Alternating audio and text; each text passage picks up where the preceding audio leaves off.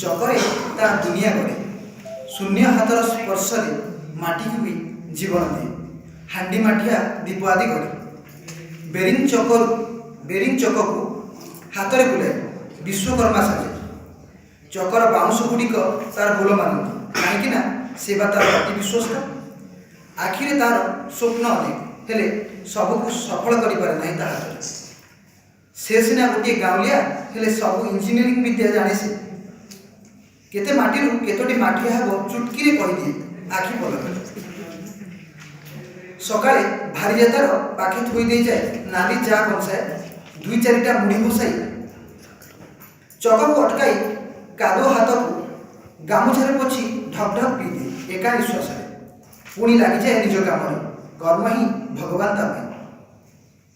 କଞ୍ଚା ହାଣ୍ଡିକୁ ପିଟି ପିଟି ତାକୁ ସାବାଡ଼ କରାଏ ପିଟଣାରେ। ପିଟଣାରେ ନ ପିଟିଲେ କୁଆଡ଼େ ଅବାଟକୁ ପଳାଏ ସେ। ନିଜେ ବଞ୍ଚିବାକୁ ନିଜ ସୃଷ୍ଟିକୁ ପଡ଼େ ଟକ୍ ଟକ୍ ନିଆଁରେ। ବଣରୁ କାଟିଥିବା ନାଗରିରେ ଉଆ କାଢ଼ି ତାକୁ ବଜାରକୁ ନିଏ ବିକ୍ରି ପାଇଁ, ହେଲେ ଷ୍ଟିଲ୍ ରସ ପିତ୍ତଳ ଆଗରେ ତା ଚିଜ ଫିକା ପଡ଼ିଯାଏ। କମ୍ ଦାମରେ ବିକ୍ରି କରି ବ୍ୟାଗ୍ କଣରେ ପଡ଼ିଥିବା ପରିବା ଧରି ଘରକୁ ଫେରେ। Thank you.